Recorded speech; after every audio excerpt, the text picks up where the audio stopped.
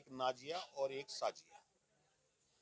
पहले एडवोकेट थी, अब नाजिया एडवोकेट नहीं है क्योंकि वो कहीं नौकरी करती है, जिसकी वजह से हमारे बायलाज के हिसाब से अगर कोई नौकरी करता है या कोई भी प्रोफेशन करता है वकालत से अलग, तो वो एडवोकेट नहीं रहता।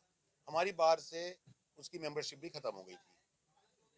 उसके बावजूद भी काला कोट पहनना, ड्रेस पहनना और रोज उसको आना, कई बार मैंने भी किया गया पदाधिकारी की वजह से। लेकिन वही है कि जैसे हरदर्मी, तो यहाँ पर अगर कोई एडवोकेट बिना उसके, जो एडवोकेट नहीं है और ड्रेस के आ रहा है, तो जाहिर सी बात है वो क्या करने आएगा।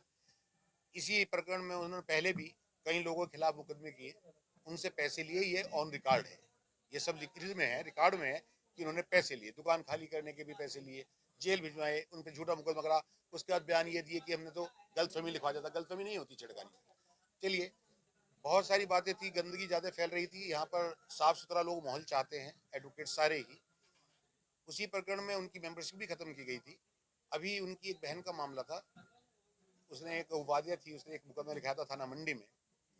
उसमें जो दूसरा पक्ष था, जो मुलजिम पक्ष था, वो हमारे एक महरोज एडवोकेट हैं, उनके बहनोई और भांजे और बहन थी। उनकी तरफ से हमने और बाबर वसीम एडवोकेट ने वकालतनामा लगाया था पैरों। जिस दिन ये उनकी बेल हो गई, एंटिसिपेटेड उनकी बेल हो गई थी, जिस दिन बेल वगैरह हुई, उस दिन वो वहां से आते हुए चौक पर ही बाबर और महरोज के साथ उन्होंने हॉट टॉक की नाजिया ने। तो जिस वजह से बाकी लोगों ने वहां समझा दिया, उन्होंने कहा कि तुम्हारे खिलाफ पैरोकारी कर रहे हो ये सब।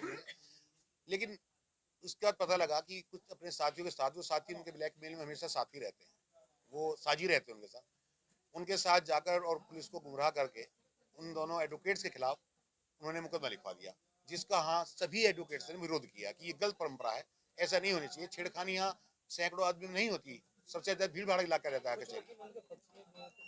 वो पक्ष में जो है, मैं बताया ना, वो ही तो उनसे ये सब कराते हैं, वो सब उसके साथ हिस्सा बांटते हैं। रिकॉर्ड पे है। एक यहाँ शोएब है कोर्ट में, उनसे पता कर लीजिए, कोर्ट रोड पे उसकी दुकान का मैटर था, उससे 5 लाख लिए। हम आपको पत्रावली उपलब्ध कराएंगे जिसमें उन्होंने माना कि 5 लाख लिए, 2.5 महीने जेल में रखा।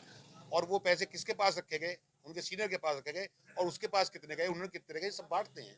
ये गैंग है एक, जो यहाँ गंदगी फैलाता है। तो सभी एडवोकेट्स की भलाई के लिए हमने भी उनको समझाया कोशिश करी, अपने वकील साथियों की जो है हमने पैरोकारी भी करी, भाई ऐसा नहीं होना चाहिए।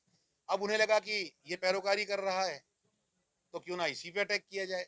और वैसे भी दिसंबर में हमारे यहाँ इलेक्शन होते हैं, तो विपक्ष जो है वो कहीं ना कहीं कोई ना कोई मुद्दा ऐसा लाता है जिससे मतलब हम लोग डिस्टर्ब हो जाएं। अब इसी प्रकरण में मैं जो है बताना चाहूंगा कि परसों की बात है, हम उधर से आ रहे थे डीजे कोर्ट की तरफ से, मेरे साथ और अधिवक्ता साथी भी थे। जैसे ही हम चौक से थोड़ा पहले पहुंचे तो पीछे से स्कूटर पर, हमारी तो पीठ थी, हम तो देख भी नहीं पीछे कौन आ रहा है कौन, और उसने हमारे सामने स्कूटर लगाया और मुझसे कहा तुमने मुझे रोका है, तुमने मुझे छेड़ा है, तुमने मेरे से जो है बदतमीजी की है। सभी साथियों ने कहा, वहाँ काफी साथी इकट्ठे हुए एडवोकेट, एक तरफा, मतलब एक भी, सबने कहा कि तुम गलत ट्रैक पे हो, ये यहाँ सब नहीं चल पाएगा। मैंने भी उससे कहा कि आपने जो ड्रेस पहन रखी है किससे पूछ के पहनी, किसकी वजह से पहनी है, जब आप एडवोकेट पे है नहीं। और ये जो आपका जो है ब्लैकमेलिंग वाला, मेरे से नहीं चलेगा कि आप हमारे खिलाफ वकील हो। मैं खिलाफ वकील हैं, उसमें क्या बात होगी, आपके खिलाफ क्या, आपकी बहन का मामला है, कोई ना कोई होगा ही। हम महरोज की तरफ से हैं कि वकालतनामा उन्होंने तो वापस ले लिया अपना, बाबर वसीम ने, हमने उन पर केस करा दिया, तुम पे भी केस कराएंगे, वरना तो मेरा जो नुकसान हुआ तुम पूरा करोगे। मैं कभी पूरा नुकसान तो मैं खैर मैं करी अगर नहीं, मेनली तो देखिए ऐसा है कि जो साथ लगे हुए हैं 10 साल से करीब, आपका यहाँ पे ग्रुप है हमारा, वही जीतता लगातार आ रहा है।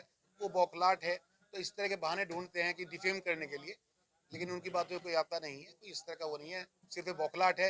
राजनीति से तो प्रेरित है ही लेकिन जहां तक इनके अपने करेक्टर का सवाल है, इनके ऊपर एक भी कई केसेस उन्होंने कर रखे हैं जिनसे उन्होंने पैसे लिए हैं, एक थोड़ी है। और आप एडवोकेट नहीं है तो आप यहाँ पर ड्रेस पहन के घूम रहे हैं, उनके साथ एसएसपी साहब से मिले, और एसएसपी साहब को आपके यहाँ बाइट मेरे पास अभी संज्ञान में आई, पत्रकार महोदय ने ली होगी, उसमें वो ये कह रहे हैं कि हम यहाँ एडवोकेसी करने आते हैं। अब आप मुझे बताइए कि जिसका जो है एडवोकेट अभी एडवोकेसी करने का जिसका अधिकार प्राप्त नहीं है, वो एडवोकेसी कैसे करेगा। और काला कोट पहन के गए हैं जो साथ वाले हैं, वो समझ लीजिए आप उनका करेक्टर क्या होगा, वो ब्लैकमेलर है कि नहीं।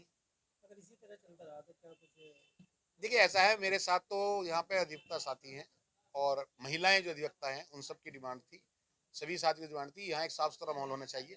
अगर ये परंपरा गलत चलती रही तो फिर तो यहाँ वकालत करना मुश्किल हो जाएगा। तो हम इस लड़ाई को बिल्कुल ऐसा लड़ेंगे, इसमें सफाई करके हटेंगे, मतलब ये ब्लैक मेलर नहीं चाहिए, यहाँ सिर्फ एडवोकेट रहे सिविल कोर्ट। देखिए ऐसा है, मेरे ऊपर जो आरोप है या और साथी पे जो भी आरोप है वो पहले भी अन्यों पे लग चुके हैं, जिसके अंदर उन्होंने पैसे लेके आरोपों को खंडन खुद ही किया है। वो इतने घटिया स्तर के हैं कि मैं उस स्तर पर उतरना नहीं चाहता, मेरा वो स्तर नहीं है, वो लोग मेरे स्तर के नहीं है। और रही बात मेरी और मेरी फैमिली की, वो इस सिविल कोड के अलावा बाकी शहर में भी सबको पता है, तो मुझे इस बारे में सफाई देने की जरूरत है। अगर आप ये खबर फेसबुक पर देख रहे हैं तो वीडियो को लाइक करके पेज को फॉलो करें। इसके अलावा अगर आप इस खबर से यूट्यूब के जरिए जुड़े हैं तो चैनल को सब्सक्राइब करके बेल आइकन दबाना बिल्कुल ना भूलें। नमस्कार।